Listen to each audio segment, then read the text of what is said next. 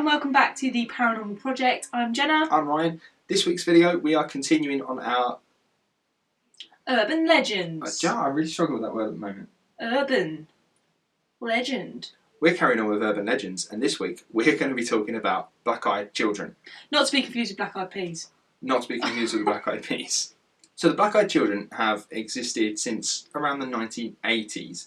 A lot of people have claimed to have had an experience with black-eyed children, and all of their encounters are remarkably similar, to say the least. They usually come in pairs, and they'll approach you, usually at your front door, or while you're in your car, maybe at a petrol station, and they'll ask for your help. Now, at first glance, you most likely wouldn't hesitate to help a child on its own.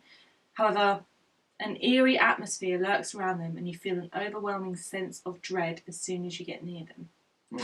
Now, you're probably thinking, how could you be intimidated or even scared by a couple of kids? Well, they're not normal kids. These are paranormal creatures that resemble children. Believe it or not, they have blacked out eyes. No whites at all, just a black hole. And they're usually dressed in dark clothing, and what they're wearing is not normally suitable for the weather, so they'll normally be in clothes that isn't suitable when it's raining. They won't have a raincoat on. Or it'll be winter. They'll be in their bikini. So are they like, you know there's always that one person at your school, college or uni that wears shorts all year round? Yeah, it'll be like that. They have some supernatural powers that can have a hold over you, and they can make you do things with their minds. And some people say that they will subconsciously start to do things around them. This could either be by starting to unlock your car or start opening the door, and this is a feeling of will paralysis. That's scary, isn't it? Imagine starting to open your door when you know that it's not safe and you're not supposed to, but something's just making you do it. Now, a lot of encounters describe the children continuously asking for help. Like, they don't stop. Like, they'll first of all go like, oh, can I ring my dad? And you're like, listen, I haven't got my phone. Or, you know, back in the day, I'd like run out of credit, and they'll be like, can you take me to a phone booth? And I'll call my dad. It's like, kid, I ain't got no fucking money. I don't know what you want. And then they're like, I'm hungry. Can you feed me? Can you give me some food? It's like, yeah, can I come in? What more do you want? Christ. They have like no fear when it comes to approaching adults, or like, well, generally they go for adults. They don't really go for other kids.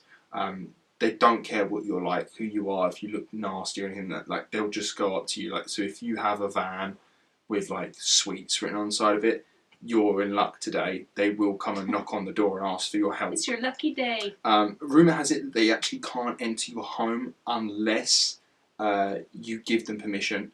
In fact, there's like one story that we'll cover later where they say like, we can't come in unless you actually tell us to, which is weird. Like, they're like vampires. Yeah. Like the vampiric stories, like vampires can't come in the home unless they give them permission, so they'll just stand outside your door and be like, I'm going to suck your blood. Quite polite. Yeah, I don't know what it is about that. Maybe that comes from like an old... There's a few thing. like urban legends and creepypastas where the creature or paranormal being won't hurt you or won't touch you unless you give it permission. Almost like that Kuchisake Onna. She wouldn't kill you unless you kind of answered her or like engaged in a conversation. Yeah, I think people who wrote those are people like me who are terrified.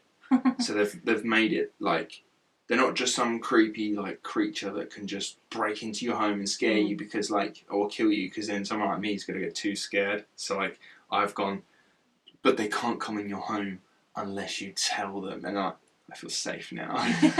I have control of this story. But yeah, whatever these things are, they are smart enough to know that taking the appearance of a child is one of the least threatening appearances they can have. Like, whether they're an alien or some demon or whatever they are, they know that being a child is the least threatening thing for like it's us very adults. clever because, like I said, you wouldn't hesitate to help a child in need, really. No. Most people, anyway. Most people, yeah. Most people. I get some people won't. But yeah, if a kid is there at your front door and it's raining and they say, can you let me in? I'd probably let them in. Yeah, you probably would. Probably wouldn't be here to tell that story, but you know, that's the question. What happens when you let them in?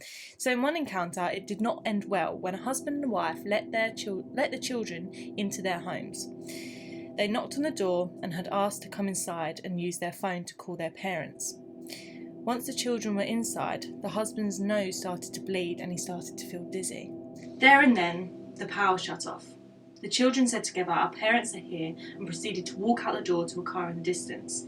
They didn't even use the phone. Later, the man had developed a violent case of skin cancer and the woman was diagnosed with chronic nosebleeds, both of which they didn't have before the encounter. So obviously, like, whatever these kids are, they've come in, they've managed to do something, like give him skin cancer, and then leave. I can't help but, like, this is the thing, right? So, like, our job here is to kind of try and demystify the mystery. And in this sense, we have to call bullshit. Like, we have to call bullshit. When I first read this, pure coincidence. I called bullshit straight away when I first read it. Yeah. And, like, oh, he's got skin cancer. It's like, he probably already had skin cancer, but he didn't know. It's like, if you get a cold, when my nose starts to run, I now know I've got a cold, but I know you've had a cold for a little while now. Like, infection has been, like, working its way up to your nostrils to start turning on the taps. Like, it's been working its way up. You've definitely had skin cancer beforehand, and obviously, kids walking, like we've mentioned before, I think kids are fucking scary. Children are fucking creepy. No one should like them. But they don't give you skin cancer. But they're not kids though? They're obviously, there's something else in them. They're, like we said, they're some sort of paranormal being that's taking the shape of a child. I'm not saying a child is going to go and give you skin cancer, but an alien might.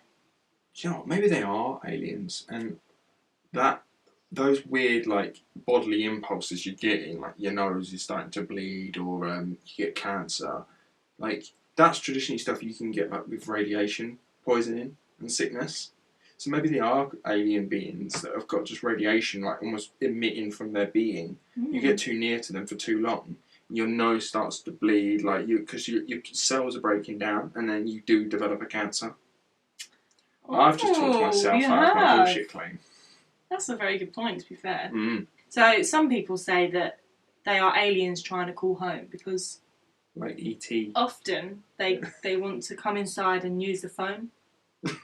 E.T. They've just seen E.T. They've literally just seen E.T. Yeah, I think so too. And it's like, listen, right, your home phone is not going to get anywhere. like I can't call someone on the moon from my phone. Yeah, so you found a few creepypastas. Right, yeah. So this one is from Reddit. This is supposedly a genuine story from this Redditor. So for some backstory, I was home alone the whole day. I don't really believe in ghosts and stuff. To get to my apartment, you need to go through a gate, then a door with a keypad, and then another door. I must reiterate, no one would let a kid with black eyes in, which is a weird thing to say, like, no one would let a kid who's got black eyes. Like, some kid's been punched by the bully and like, can I go home? I haven't got my keys. Mum's waiting for me. No! Yeah. No, you black-eyed freak. So, let's get to the story. I'm on my online lessons and I hear a knock on my door. So I walk out of my room, go to the door and look through the small window in the door. I see a boy, possibly 11 years old, with pitch black eyes. So I open the door a little and ask what's going on. For this instance, you're going to be my Beck, okay? Okay, I'm the black-eyed yes. kid. So, he opens the door. The Beck. Hey, my dad needs to call Mum. Can we use the phone? There is nobody beside the kid on the staircase. Where is your dad? He's right next to me. I don't see him. He stands right here. He points to the floor next to him, of which there is no one there. Oh, yes, I see him now. So, can we use the phone? I'm afraid you can't use it. Why? Because I don't want strangers in my house. I close the door because I need to go back to my schoolwork and I want him to go away. 3 minutes later, I hear a loud pounding on the door. I get back to the door and look through the small window. He is standing there, but he is bleeding from his eyebrow. I was scared because it looked like he was pounding on the door with his head. Now I am terrified and try to ignore him. 4 hours later, I went out to the door. I was right. There was blood on the door. I never saw the kid again. Finn.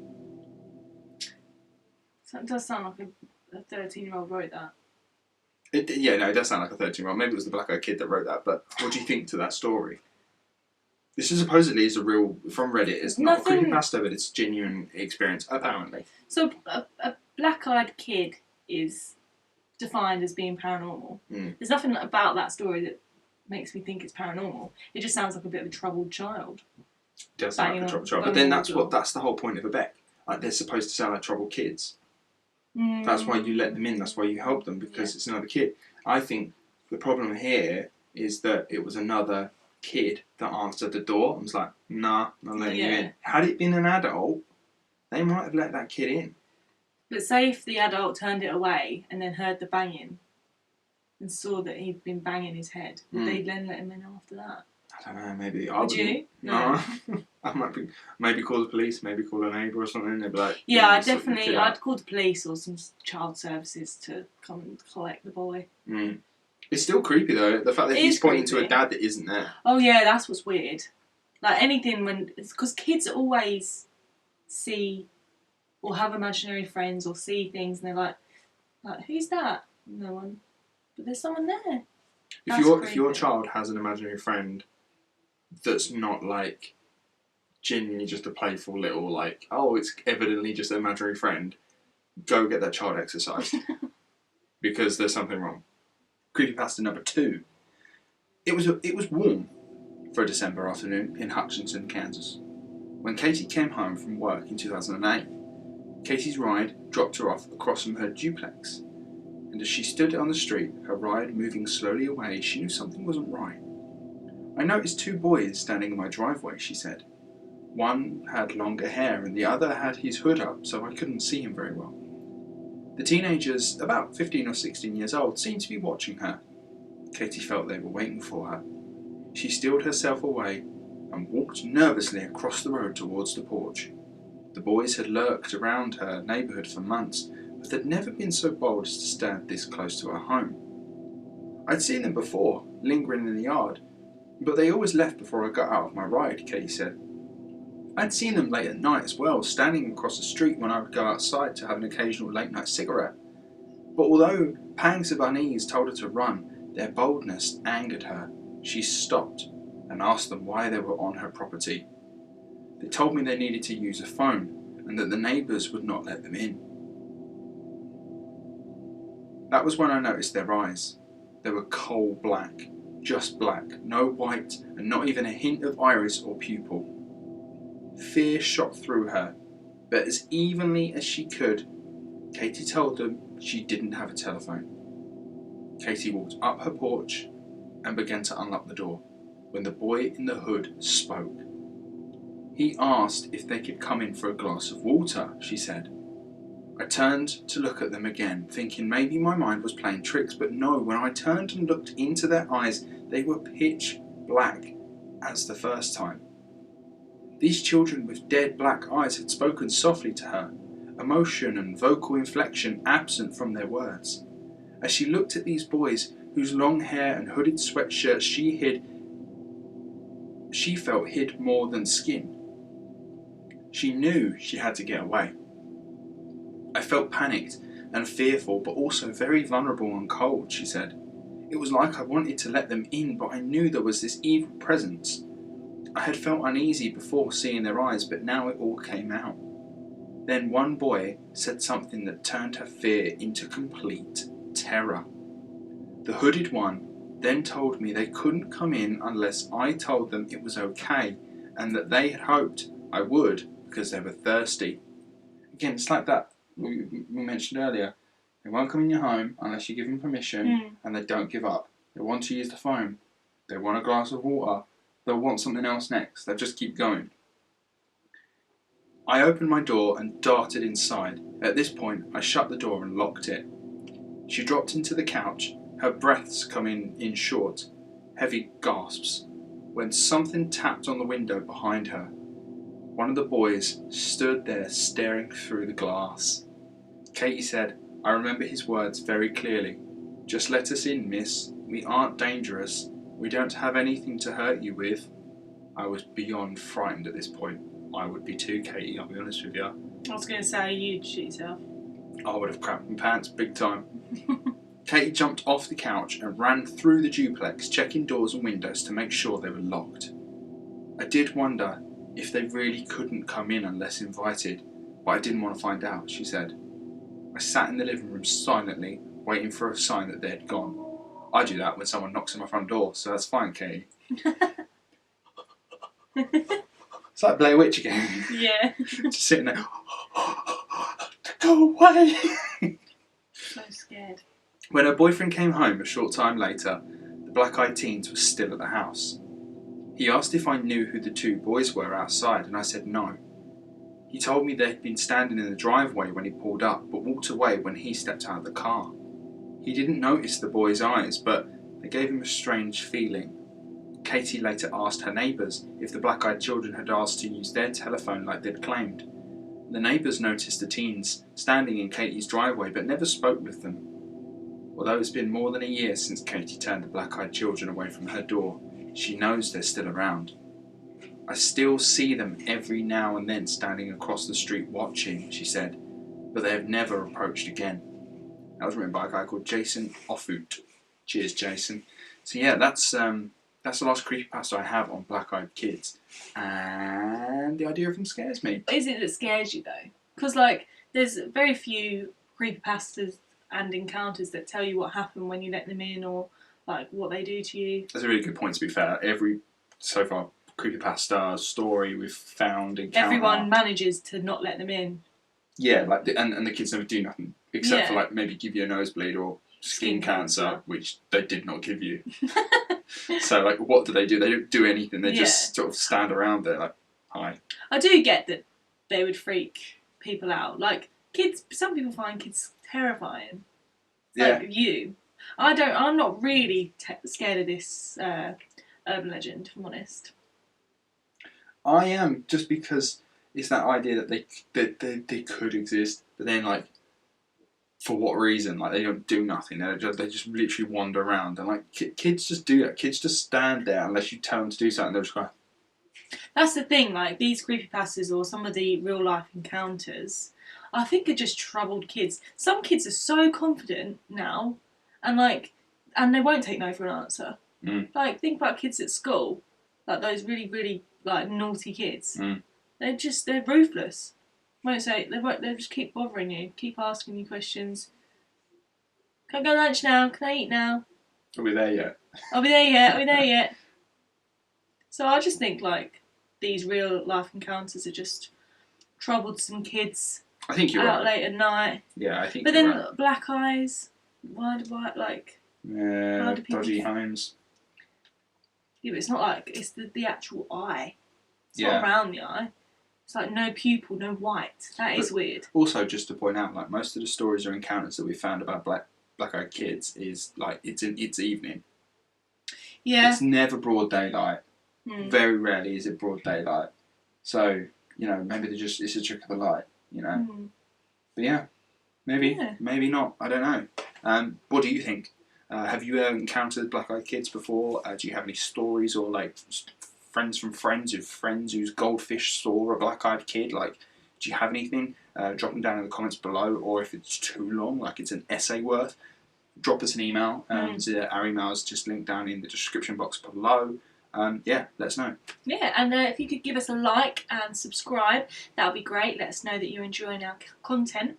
Yeah. And click the bell so you can get click the notifications for any bell. videos that come up. Obviously, this is our Urban Myths series, but we've got loads of other series going on. We're going to be talking about ghosts and aliens UFOs and conspiracy theories, all that good stuff. So yeah, make sure you hit that notification button so you can get notified about that. And yeah, I think that's everything. Yeah, thanks for watching. We'll see you next week. Bye.